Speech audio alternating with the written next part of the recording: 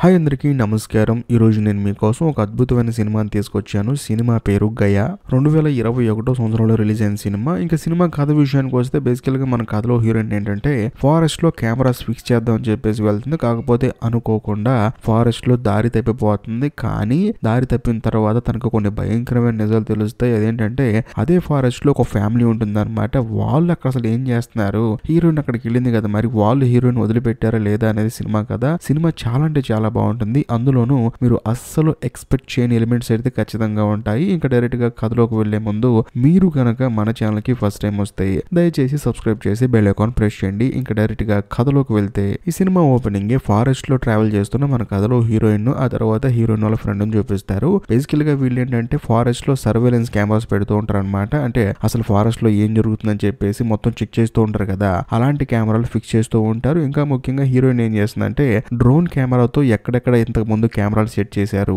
వీళ్ళు ఇప్పుడు ఎక్కడ కెమెరాలు సెట్ చేయాలని చెప్పేసి మొత్తం చెక్ చేస్తూ ఉంటుంది. కరెక్ట్ గా అదే సమయంలో హీరోయిన్ ఆపరేట్ చేస్తున్న డ్రోన్ కి ముందు ఎవరు ఒకతను వచ్చి నుంచుంటాడు అనమాట. అతను చూసిన తర్వాత హీరోయిన్ స్టన్ అయిపోతుంది. అసలు ఈ ఫారెస్ట్ లో మనుషులు లేరు కదా, ఎవడని చెప్పేసి అంటుంది. కాకపోతే ఆ డ్రోన్ కెమెరా కింద పడిపోతుంది అనమాట. దాంతో హీరోయిన్ తన ఫ్రెండ్ తో ఏమంటుందంటే ఎవరో ఉన్నారు అక్కడ అని చెప్పేసి అంటుంది. కానీ హీరోయిన్ వాళ్ళ ఫ్రెండ్ ఏమంటాడంటే నీకైనా పిచ్చి పట్టిందా, ఈ ఫారెస్ట్ లో ఎవరు ఉంటారు, ఏదో జంతువు వచ్చి కొట్టుంటుంది, మనం వెనక్కి వెళ్ళిపోదాం అని చెప్పేసి అంటంతో జంతువులు వస్తే సౌండ్ వస్తుంది కదా, నాకు తెలియదా ఏంటని చెప్పేసి అంటూ ఉంటుంది. కానీ హీరోయిన్ వాళ్ళ ఫ్రెండ్ ఏమంటాడంటే మనం ఇక్కడ నుంచి వెళ్ళిపోదాం అని చెప్పి అంటాడు. కానీ హీరోయిన్ ఏమంటుందంటే లేదు లేదు మనం వెళ్ళిపోదాము, కానీ మన వస్తువు అక్కడ ఉండిపోయింది కదా, వెళ్ళి డ్రోన్ తీసుకొస్తానని చెప్పి అంటంతో సరే నీ కర్మ పద అని చెప్పేసి హీరోయిన్ వదిలిపెడతాడు. దాంతో హీరోయిన్ కూడా సరే అని చెప్పేసి పడవ దిగి డ్రోన్ కోసం వస్తుందన్నమాట.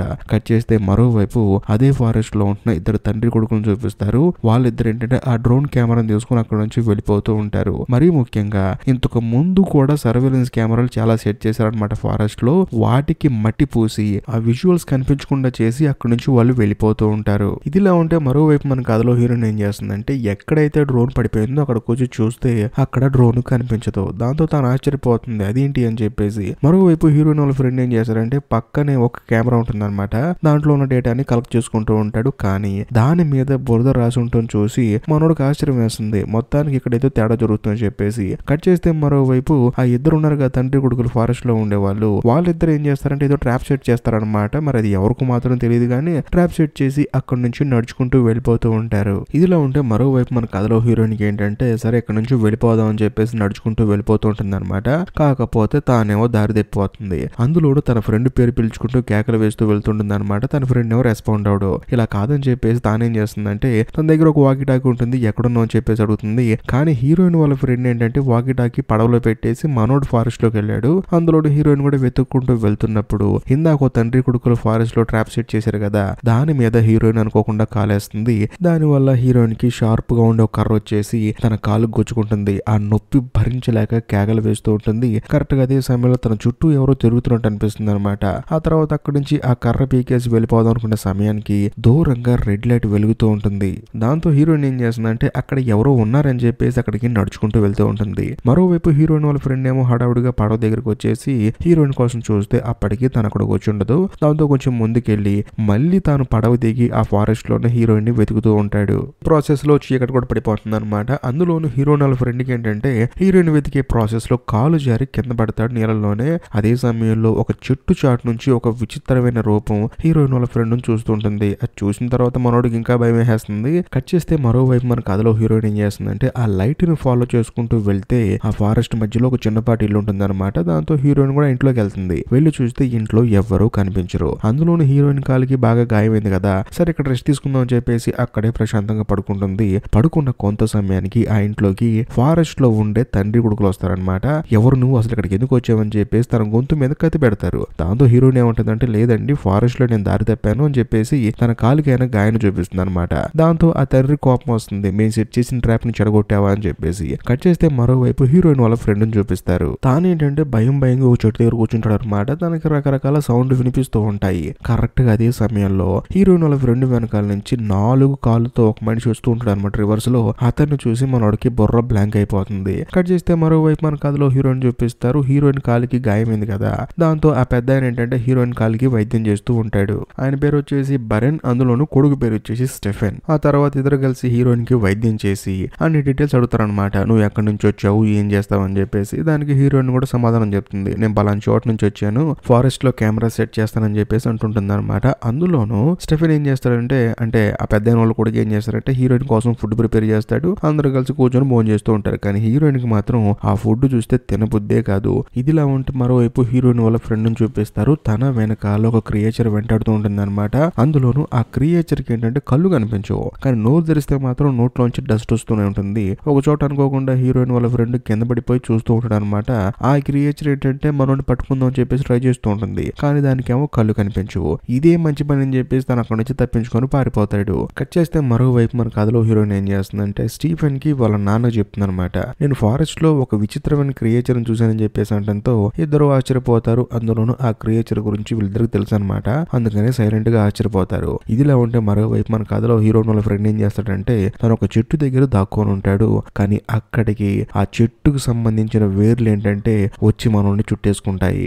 ఇదిలా ఉంటే మరోవైపు మన కథలో హీరోయిన్ చూపిస్తారు. హీరోయిన్ కి ఏంటంటే స్టీఫెన్ వాళ్ళ నాన్న మందు పోస్తాడు. ఆ తర్వాత ఆ మందు కట్టుకట్టమని చెప్పేసి స్టీఫెన్ కి చెప్తాడు. దాంతో స్టీఫెన్ కూడా సరే అని చెప్పేసి కట్టుకడుతూ ఉంటాడు. కాకపోతే స్టీఫెన్ గాడు పుట్టినప్పటి నుంచి ఇప్పటి వరకు ఈ ఫారెస్ట్ లో ఉన్నాడు. అందులో తనకి ఇంకొక అమ్మాయి అంటే తెలియదు. సో దాంతో హీరోయిన్ కాలు ఎప్పుడైతే పట్టుకుంటాడో వాళ్ళు తెలియని ఒక ఫీలింగ్ కలుగుతుంది. అందులో హీరోయిన్ ని అలా చూస్తూ ఉండిపోతాడు. కట్ చేస్తే మరుసటి రోజు ఇద్దరు అయ్యా కొడుకులు కలిసి వేటకి వెళ్తారు. మరోవైపు హీరోయిన్ కూడా సడన్ గా మెలకు వచ్చి చూస్తే ఇంట్లో ఎవరు కనిపించరు. దాంతో హీరోయిన్ ఏం చేస్తుందంటే వాకీ టాకీ తీసుకుని ఫ్రెండ్ ని పిలుస్తుంది. కానీ అటువైపు నుంచి ఒక్క రిప్లై కూడా రాదు. దాంతో హీరోయిన్ ఏం చేస్తుందంటే కనీసం మంటను వెలిగిస్తే దాంట్లోంచి వచ్చే పొగను బట్టి ఫాలో అయ్యి వస్తాడని చెప్పేసి ఇంట్లోనే ఒక చోట పొయ్యి ఉంటుంది అనమాట. అక్కడ మంట వెలిగిస్తుంది. మరోవైపు ఇద్దరు అయ్యా కొడుకులు కలిసి వేటాడతారు. వేటాడిన తర్వాత నేచర్ కి దండం పెట్టుకుంటారు. మేము సర్వే అవడం కోసం ఈ హత్యలు చేస్తున్నాం అని చెప్పేసి. అందులోనూ పొగ వస్తుంది చూసి వీళ్ళకి భయం వేస్తుంది అనమాట. ఒకవేళ ఇల్లు తగలబడిపోతుందేమో అని చెప్పేసి పరిగెత్తుకుంటూ వచ్చి చూస్తే హీరోయిన్ ఇంట్లో మంటేస్తుంది.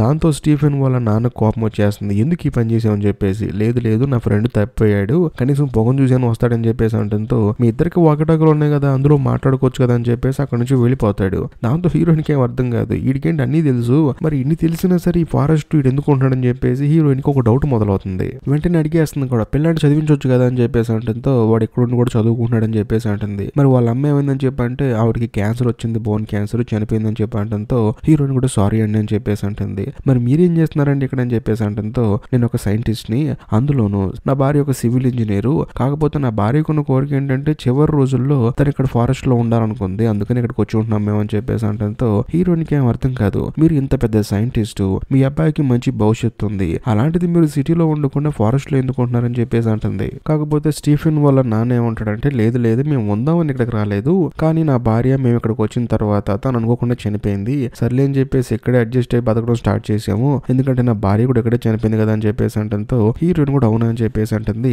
ఆ తర్వాత స్టీఫెన్ వచ్చేసి హీరోయిన్ కోసం అని చెప్పేసి ఒక దండ తయారు చేసుకొని తీసుకొచ్చి హీరోయిన్ కి ఇస్తాడు. దాంతో హీరోయిన్ కూడా సరే అని చెప్పేసి మెల్ల వేసుకుంటుంది. మరోవైపు హీరోయిన్ వాళ్ళ ఫ్రెండ్ ని చూపిస్తారు. తానేంటంటే చెట్టు దగ్గర కూర్చున్నప్పుడు కొన్ని వేర్లు వచ్చి తనను అంటుకున్నాయి కదా, దాని వల్ల తన ఒంటి నిండా చెట్లు మొలుస్తాయి. కాకపోతే మనోడింట్లో ప్రాణం అయితే పోదనమాట, అలాగే ఉంటుంది. ఇదిలా ఉంటే ఇంకోవైపు సాయంత్రం అందరూ ప్రశాంతంగా పడుకోవడానికి ప్రిపేర్ అవుతారనమాట. కానీ సడన్ గా బయట ఏదో శబ్దం వస్తుంది. అందులో వీళ్ళేంటంటే క్రియేచర్ వస్తుందని చెప్పేసి అలర్ట్ అయిపోతారు. సో బేసికల్ గా క్రియేచర్ లోపలికి వచ్చేస్తుంది అనమాట. కానీ ఆ క్రియేచర్ మనిషిలా ఉంటుంది కానీ దానికి కళ్ళు కనిపించవు. దాంతో స్టీఫెన్ వాళ్ళ నాన్న హీరోయిన్ ని సైలెంట్ గా ఉండమంటాడు. అందులోని హీరోయిన్ కూడా సైలెంట్ గా ఉంటుంది. కాకపోతే ఆ క్రియేచర్ ఏంటంటే హీరోయిన్ కి చాలా దగ్గరగా రావటం వల్ల ఆయన ఇంకోవైపు ఉన్న క్రియేచర్ ని చంపేస్తాడు. అందులోను స్టీఫెన్ ఏంటంటే హీరోయిన్ దగ్గరకు వచ్చిన క్రియేచర్ ని చంపేసి దాన్ని తీసుకెళ్లి బయటపడేసి తలుపులేస్తారు. అందులోను హీరోయిన్ ఒంటి మీద బ్లడ్ పడింది కదా, ఆ బ్లడ్ మొత్తం తుడిచేసి తన ఒంటి మీద ఒక గోను సంచి వేసేస్తాడు. ఆ తర్వాత స్టీఫెన్ వాళ్ళ నాన్న జరిగింది చెప్తాడనమాట.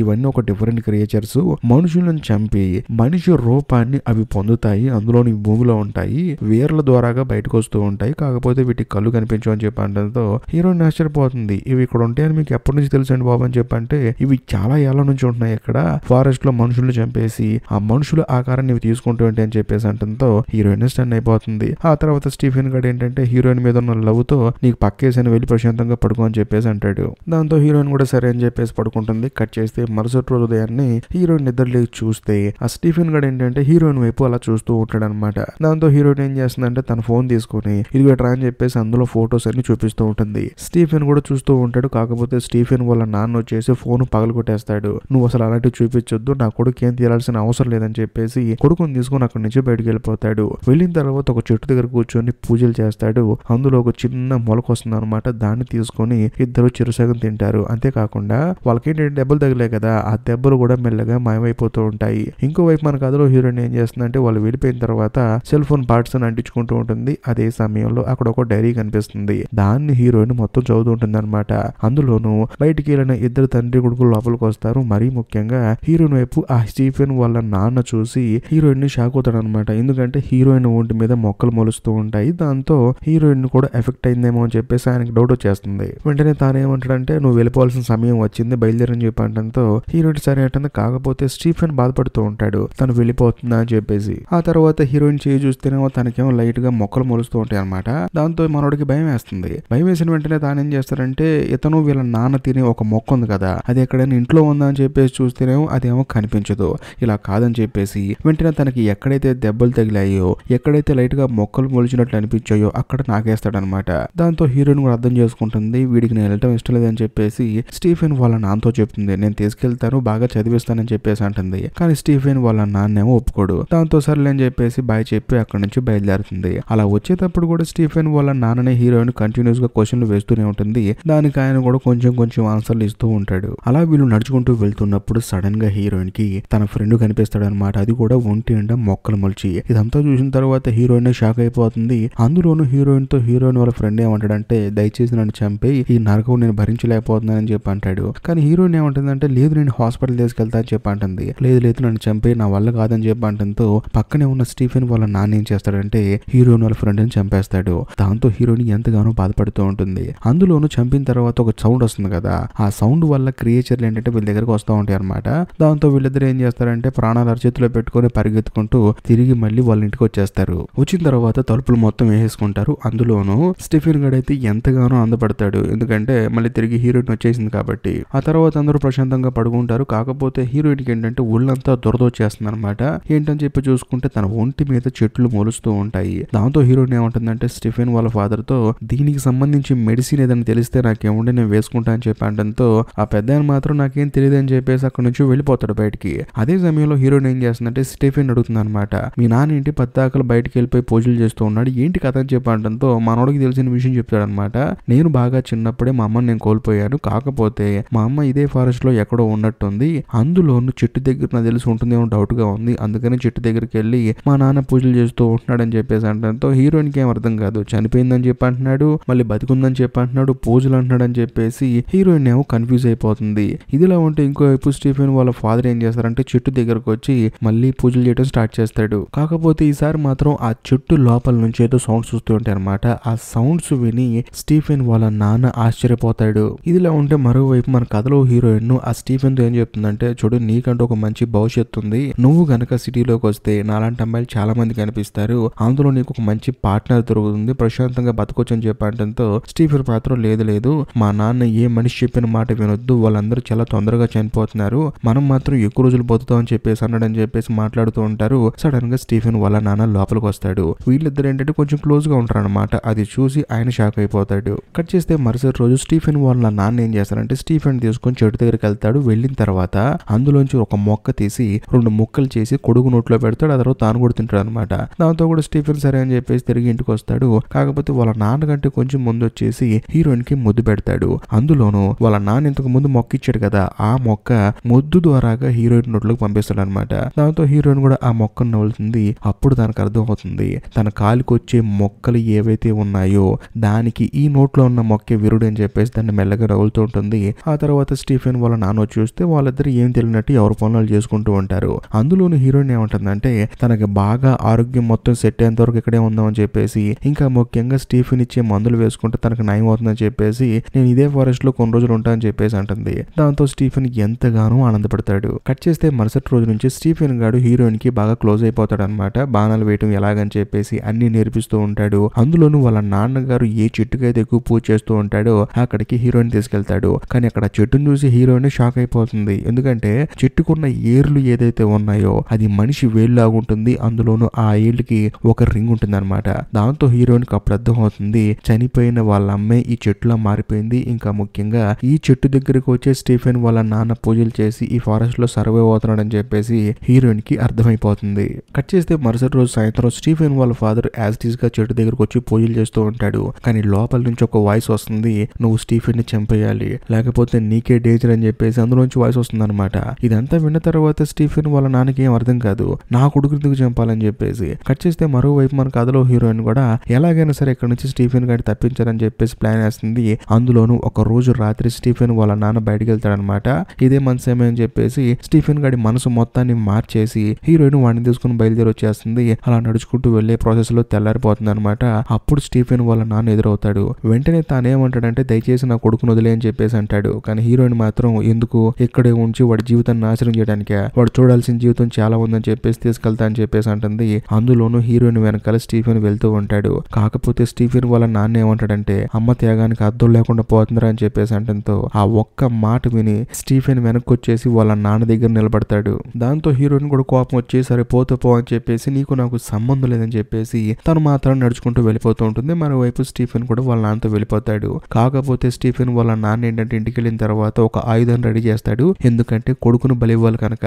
ఆ తర్వాత కొడుకును చెట్టు దగ్గర తీసుకొచ్చి మోకాల్దండ ఏమంటాడు. దాంతో వాడు కూడా మోకాల్దండేస్తాడు. ఇదిలా ఉంటే మరోవైపు మన కథలో హీరోయిన్ కి ఏమనిపిస్తుందంటే ఇంకొకసారి ట్రై చేద్దాం, వెళ్ళి పిల్లని తీసుకొద్దాం అని చెప్పేసి తానేంటంటే మనసు మార్చుకుని మళ్ళీ రిటర్న్ వచ్చేటప్పుడు సడన్ గా కళ్ళు కనిపించిన క్రియేచర్ వచ్చేసి హీరోయిన్ ముందు నుంచి ఉంటుంది. దాంతో హీరోయిన్ ఏం చేస్తుందంటే సైలెంట్ గా పక్కన నుంచి ఉంటుంది. కట్ చేస్తే మరోవైపు స్టీఫెన్ వాళ్ళ నాన్న ఏంటంటే మోకాల్దండ ఏమన్నాడు కదా, ఆయన ఏం చేస్తాడంటే వెనకాల నుంచి చూస్తూ ఉంటాడు. దాంతో స్టీఫెన్ కి డౌట్ వచ్చి తిరిగి చూస్తే వాళ్ళ నాన్న కత్తి పట్టుకొని ఉంటాడు. దాంతో వాళ్ళ నాన్న మీద అటాక్ చేస్తాడు. వాళ్ళ నాన్న కూడా స్టీఫెన్ మీద అటాక్ చేస్తాడు. కాకపోతే స్టీఫెన్ చేతులు ఏంటంటే ఆ చెట్టు వేర్లు మొత్తం పట్టేసుకుంటాయి అనమాట. దాంతో మనోడు కదలలేకపోతాడు. ఆ తర్వాత స్టీఫెన్ వాళ్ళ నాన్న వచ్చేసి చంపేద్దాం అనుకునే సమయానికి హీరోయిన్ అక్కడికి వచ్చేసి స్టీఫెన్ వాళ్ళ నాన్న మీద అటాక్ చేస్తుంది. దాంతో మనోడు ఊరుకుంటాడా, ఆడేమో హీరోయిన్ పట్టుకుని కొట్టేస్తూ ఉంటాడు. అందులోనూ ముందు హీరోయిన్ ని బలిద్దామని చెప్పేసి ప్రిపేర్ అయిపోయి హీరోయిన్ ని లాక్కెళ్తూ ఉంటాడు అనమాట. బట్ ఈ గ్యాప్ లో సడన్ గా అక్కడికి ఆ కళ్ళు కనిపించిన క్రియేచర్ వచ్చేసి హీరోయిన్ మీద అటాక్ చేస్తుంది. దాంతో స్టీఫెన్ ఏం చేస్తాడంటే తన చేతుల్ని గట్టిగా పట్టేసుకున్న వీర్లను ఎదిరించేసుకుని వచ్చేసి ఆ క్రియేచర్ తో ఫైట్ చేస్తూ ఉంటాడు. వెంటనే స్టీఫెన్ వాళ్ళ నాన్న వచ్చేసి హీరోయిన్ ని మళ్ళీ ఈడ్చుకుంటూ వెళ్తూ ఉంటాడు. ఈ గ్యాప్ లోనే స్టీఫెన్ ఏం చేస్తాడంటే ఆ క్రియేచర్ అక్కడ చంపేసి మళ్ళీ వచ్చి వాళ్ళ నాన్నని పొడి చేతులు పడేస్తాడు. దాంతో స్టీఫెన్ వాళ్ళ నాన్న ఆశ్చర్యపోయి చూస్తూ ఉంటాడు. అందులోని వెంటనే హీరోయిన్ ఏమంటుందంటే మనం ఇక్కడ నుంచి తప్పించుకోవాలని చెప్పేసి స్టీఫెన్ తీసుకొని డైరెక్ట్ గా వాళ్ళ ఇంటికే వస్తుంది. వచ్చిన తర్వాత హీరోయిన్ ఏం చేస్తుందంటే స్టీఫెన్ వాళ్ళ నాన్న ఆ చెట్టు గురించి రాసిన బుక్ మొత్తం చదువుతుంది అనమాట. అందులో తను ఏం రాస్తాడంటే ఈ చెట్టు వల్ల ఎవరైనా ఎఫెక్ట్ అయితే వాళ్ళు బతకడం అనేది అసాధ్యం అని చెప్పేసి రాస్తాడు. సో దాంతో హీరోయిన్ కి అర్థమైపోతుంది తనకు ఆ ఇన్ఫెక్షన్ ఉందని చెప్పేసి. కట్ చేస్తే మరుసటి రోజు హీరోయిన్ అక్కడ నుంచి పారిపోకుండా అక్కడే ఉంటుంది అనమాట. ఎందుకంటే తనకు బాగా ఇన్ఫెక్ట్ అయిపోయింది. అందులోనూ తానేంటంటే మెల్లగా ఒక చెట్టులో మారిపోతూ ఉంటుంది. ఇంకోవైపు చనిపోయిన స్టీఫెన్ వాళ్ళ నాన్న కూడా పూర్తిగా చెట్టుగా మారిపోతాడు అనమాట. అలా రోజులు గడిచేకొంది హీరోయిన్ స్టీఫెన్ తో ఏమంటుందంటే దయచేసి నువ్వు ఇక్కడి నుంచి వెళ్ళిపో, నువ్వు బయట ప్రపంచాన్ని చూడాలి, నువ్వు సిటీకి వెళ్ళాలని చెప్పేసి అంటంతో స్టీఫెన్ కూడా బాగా ఆలోచించుకొని హీరోయిన్ కూడా బాగా ఇబ్బంది పడుతుంది కాబట్టి ఆ నరకం భరించలేకపోతుంది కాబట్టి తనకు ముద్దు పెట్టి తనను అక్కడే చంపేసి తాను మాత్రం వాళ్ళ అమ్మకి దండం పెట్టుకొని అక్కడి నుంచి సిటీకి బయలుదేరి వచ్చేస్తాడు. ఇప్పుడు సిటీలో ఒక రెస్టారెంట్ లో బర్గర్ తింటున్న స్టీఫెన్ చూపిస్తారు. ఆ తర్వాత మనోడు బయటకు వచ్చేసి ప్రపంచాన్ని మొత్తం చూస్తుంటాడు అనమాట. ఇంతటితో సినిమా అయిపోతుంది. ఈ వీడియో కనుక మీకు నచ్చినట్లయితే ఖచ్చితంగా లైక్ చేయండి, షేర్ చేయండి, కామెంట్ చేయండి. అంతేకాకుండా ఈ వీడియో ఎండ్ కార్డ్ సెక్షన్ లో మీకోసం ఇంకో 2 అద్భుతమైన వీడియోలని పిన్ చేసి పెట్టాను. వాటిని కూడా చూడండి, అస్సలు మిస్ అవ్వకండి. బాయ్.